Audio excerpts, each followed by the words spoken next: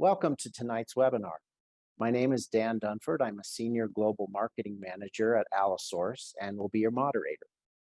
AlloSource is one of the largest human tissue providers in the US, creating innovative dermal, cartilage, tendon, fascia, bone, amniotic, and living cellular allografts to help heal patients. Since 1994, the company has continued to advance its allografts to improve patient outcomes, serving as a trusted tissue partner to the medical community. We have an excellent guest speaker with us this evening to discuss his experience using amniotic membrane as a barrier to assist the body in minimizing scarring and adhesions, and how this benefits the patient and spine surgeon. This is a timely subject as the number of spine fusion procedures is increasing year over year in the United States. I'm pleased to introduce Dr. Jonathan E. Sheff.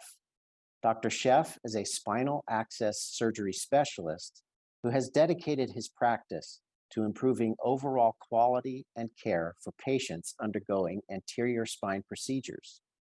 He is the founder of Rocky Mountain Advanced Spine Access, serving patients throughout the Denver metro area, and has performed over 3,500 spine exposure cases to date. Dr. Sheff's surgical practice focuses on optimally invasive spine exposure, recognizing the anatomical nuances from patient to patient and focusing on the least invasive technique to achieve optimal spine exposure while minimizing morbidity and negative sequelae related to the approach. To our audience, all questions will be taken online, so please make frequent use of the Q&A button at the bottom of your screen. Click the button and we will monitor the questions during the presentation.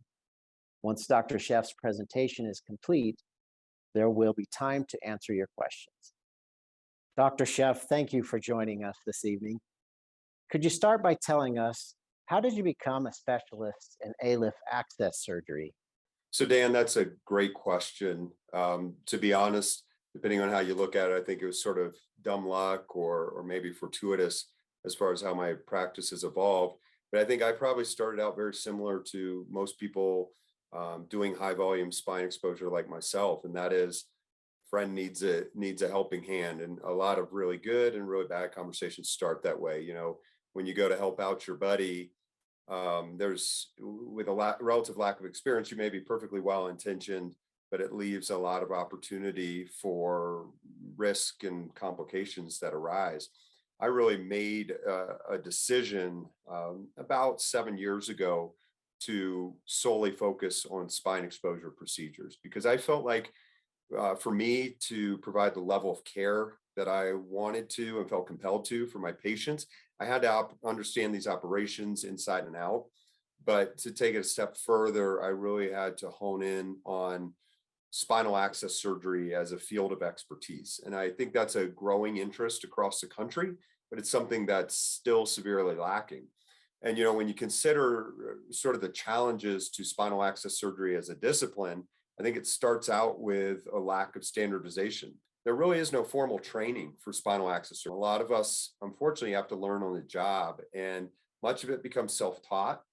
And even when I look at my practice, you know, starting with the first 300 to 500 cases that I did, my rate of major vascular injury, which is kind of really, I think, the mark which we have to qualify ourselves by, was upwards of 10%, which to me, looking back, is totally unacceptable. Right now, my practice, including that original 10%, at 3,500 cases now, I maintain a major vascular injury rate of less than 0.1%. And then when you look at the educational opportunities that do exist, which there are some, but in truth, it's a weekend course, and you know, I teach them, my colleagues teach them, and you know, then you have to sort of pat someone on the back and say, "Go get them." And I don't think that's really adequate in terms of preparing things. Thank you, Dr. Sheff, for that explanation. Could you elaborate on how you find spine surgeons to work with and how you collaborate on patient care? There's a lot of what I would term cold calling. It's knocking on doors. It's introducing yourself and what your skill set is and what experience you bring to the table. But it ultimately really boils down to building relationships, because what I do for a living is so intimately associated with a completely different surgeon's practice. I'm fortunate enough to be given the opportunity to care for someone else's patient. They sort of become my patient at that point, but it's a very different relationship than kind of how you train typically as a surgeon, where you're kind of the captain of the ship, you're directing traffic, what have you. So I really ultimately I work for spine surgeons, but I think what makes the relationship most effective is developing a collaborative approach, a collaborative mentality. I think traditionally, if you look at spine access surgeons like my mentors, and in years past, spinal access surgery was a more of a technical discipline.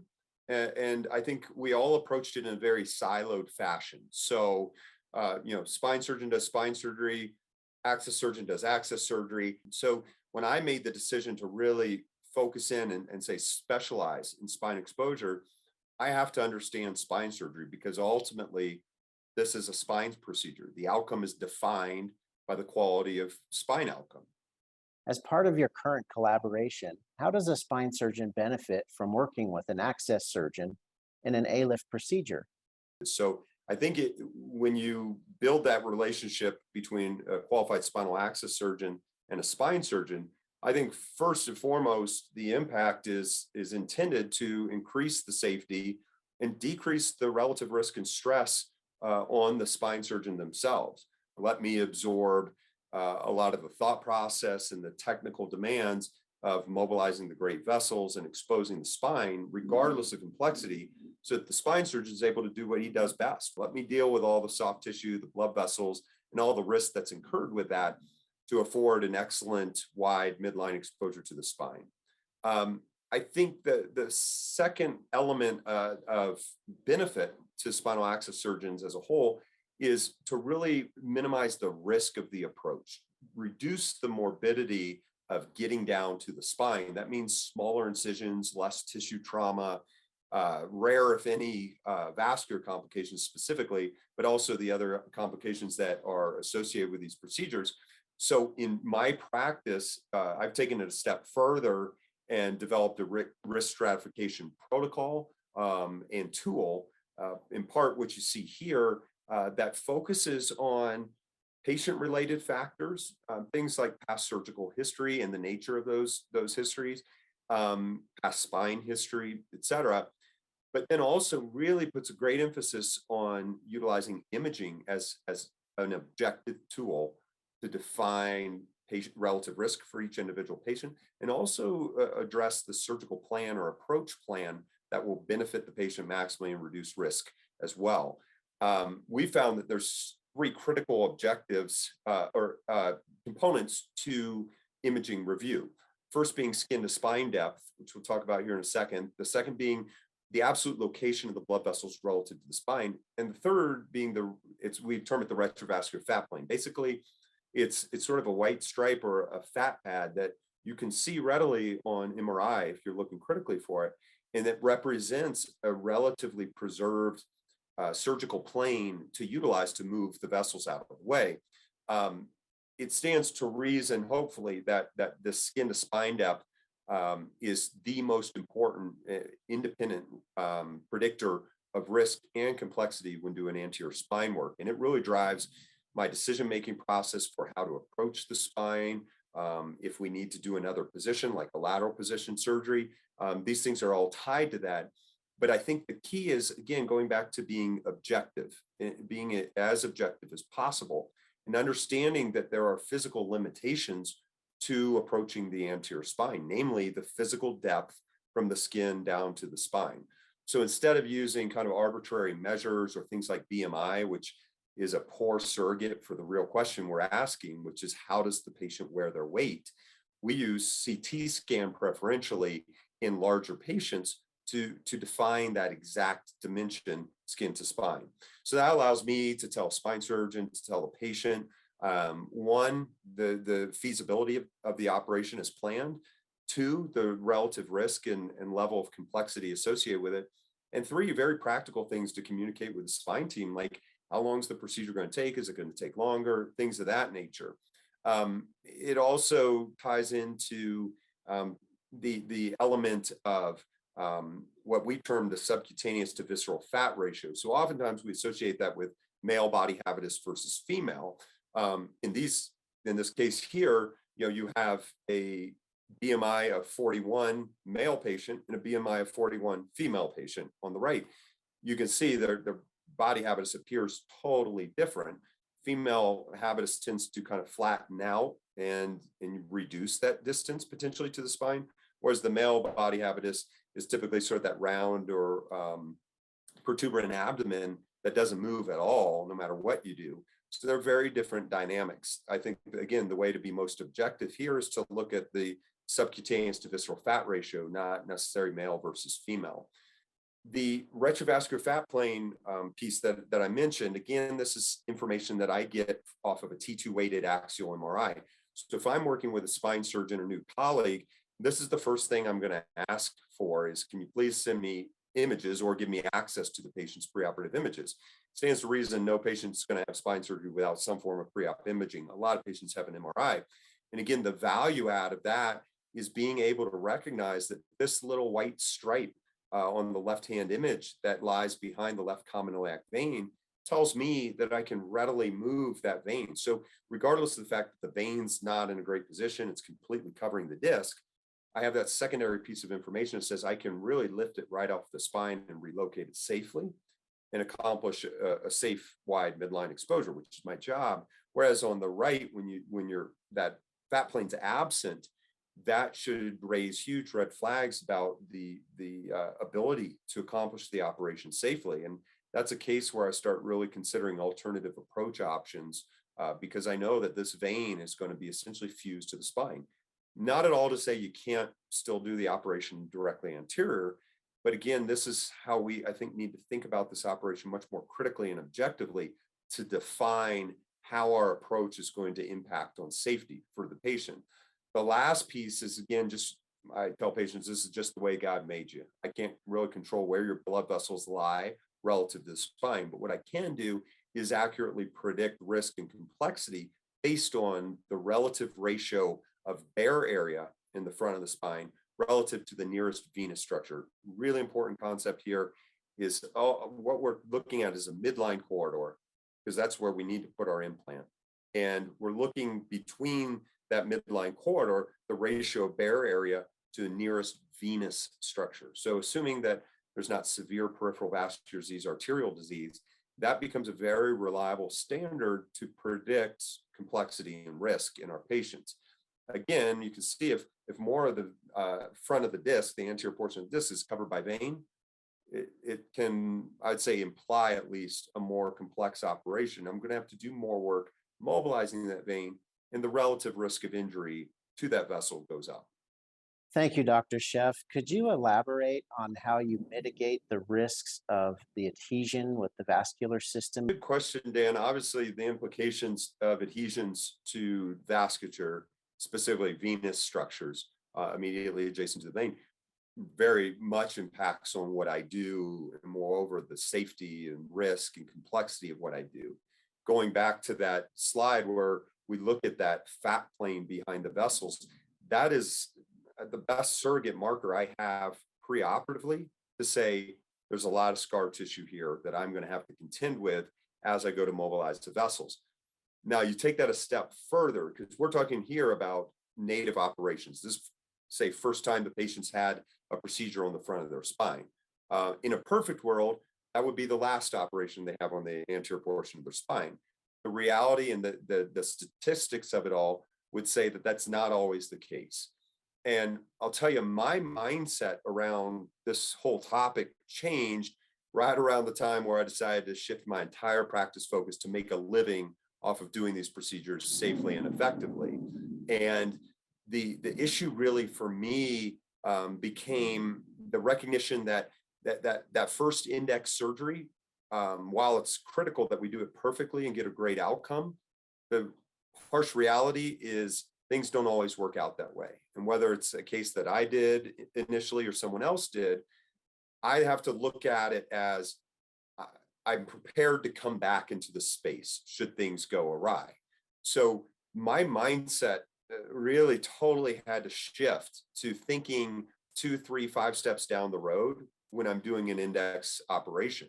It's not about, how do I get in cleanly and provide excellent exposure?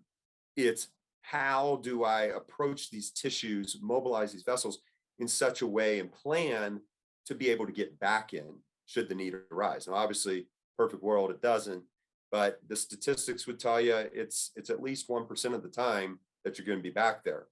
And guys who do this on occasion would tell you, well, 1% of the time, I'm probably not going to encounter that patient. And that's probably true. The problem is when all you do is this procedure, right? 1% of the time adds up, and it carries not only morbidity risk, but mortality risk when you have to remobilize great vessels. So that really caused me to begin to think about what I can do, what steps I can take beyond just surgical technique to prepare to come back and to be in a position where I'm setting myself up for success in trying to improve the quality of operation the second go around. And so that really led me to begin to investigate heavily barrier products, things that I felt like could interface between the spine and the great vessels. So that index operation, we're lifting the vessels completely off the spine and we're relocating them, right? The process of doing that induces tissue trauma. Just simply, no matter how clean your technique is, you've traumatized the vessels and soft tissue. Take it a step further, and I think this is where anterior and posterior surgery differ. We then go traumatize the disc material, take all that disc material out, and then what we replace that with are spacers or other technologic devices that are oftentimes intended to form bone. And I can tell you as a non-spine surgeon, there's nothing more inflammatory than bone growth and bone formation. So you can imagine now we've traumatized the vein. Now we're setting it back on top of a pro-inflammatory environment that it's intended to be inflammatory. That's what we want. And so that thought to me was very disconcerting. And so it became my priority to, at a bare minimum, try to keep those spaces separate, try to prevent scar tissue from developing between the spine and the vessels, and then provide a platform that ultimately would maintain that separation of environments. So, I started out and my interest was in finding the holy grail of barriers. And kind of the initial question that comes up is, well, we've got these biologic barriers. We talk a lot about them, and I'll key in on that here in a second. But there's also these non-biological barriers, which in fairness to the group, they're a lot cheaper. I mean, that's what the hospital CFO tells me, right? And so then the question becomes, well, why use one over the other? So when you look at non-biologic barriers, there are both permanent, non-absorbable, and then absorbable barriers. We'll talk about that in a second and sort of the implications. But I will say as a category, non-biologic barriers are generally speaking the most effective, especially permanent, in preventing scar formation, right? They do their job largely by sort of encapsulating. So creating sort of a capsule or pseudocapsule around the barrier itself. So it's great at scar prevention. The problem is it's permanent. It's not going anywhere. And so it also becomes effectively a petri dish should a single bacterium get onto that permanent graft. So that to me poses a big problem, almost counterintuitive to what I'm trying to achieve. If I'm leaving behind something permanent that could potentially serve as a platform for bacterial growth and potentially retroperitoneal sepsis, which is catastrophic, that made me pause and say, that's not really the product that I want to be using. So shifted gears, looking into the biologic market and what's available. The products that are out there, they absorb at variable rates and in effect become variably effective as a true barrier, which I believe a barrier requires tissue ingrowth prohibition. We got to inhibit tissue ingrowth to inhibit scar formation that's going to adhere to these vessels. So, again, this is early on. I sort of came up with my wish list for what I was looking for in a biologic barrier product. And I think the key components were first and foremost survivability. To me, a biologic tissue barrier has to function as a barrier first, because if you're not able to inhibit tissue ingrowth, by definition, you're not really going to function well as a barrier. But when you look at the wound healing process, right, there's the inflammatory phase, which is usually the first several days after injury. Again, I'm considering any spine surgery or mobilization of great vessels, for that matter, as an injurious process. Then there's the proliferation stage, where cell signaling becomes a major component of the scar or healing response in that local environment. And then you talk about the remodeling phase, which is really what ensues after that proliferation phase. Once you're out of that cellular influx and fibrotic localized phase, then you shift to this remodeling phase, where that scar begins to remodel into something functional or semi-functional, more similar to what the patient's native tissues were like, although never achieving that. So I really need something that's going to survive well beyond that proliferative phase. And the product that I've come to use, the amniotic barrier that I use, has been demonstrated in situ to be existent well beyond the 8-week mark. So now we're way past that proliferation phase, that sort of maximal inflammation phase. And now it's present as part of the remodeling phase as well. When you look at histologic examination after use of this product, you see on the left, when the product's used on a posterior approach to wrap the dura, there really is no discrete separation between the fibrotic or scar formation that happens and the dura itself. This is in the case of using no barrier. Shift gears, use a barrier, and to the right, you see a very clear or cleft-like appearance, separation between that fibrotic scar, which is still going to form, and the dura itself. So it lends itself to obviously reaccessing the area and the implications of reoperation in that space. It certainly gives me much more confidence going back in to revise an anterior construct, knowing that a barrier has been left behind. Now, in a perfect world, everybody would use it ubiquitously. That's not always the case, but I know in a patient that I've operated on previously, I've got a distinct advantage to reaccessing that space. Thank you, Dr. Sheff, for that information. Could you tell us more about your technique placing an amniotic barrier? My personal preference and strong belief in the product that I utilize called AlloWrap is that there are unique properties to various preparations of amniotic tissue. So I did a lot of homework before landing on this product as my go-to product. But if you look at the basic science and you look at the data that I've shown, the survivability of this product, which I think is of the utmost importance, if you want a primary adhesion barrier, the survivability is undeniable.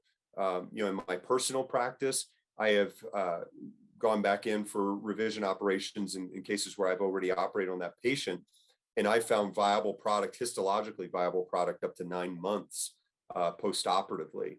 And so that puts us so far beyond that proliferative phase. We've maintained an intact tissue barrier, just exactly as I want to have, and it's survived that hyperinflammatory phase. And now it's actually supported the native tissues reforming and remodeling into a functional scar. So this product has become my go-to.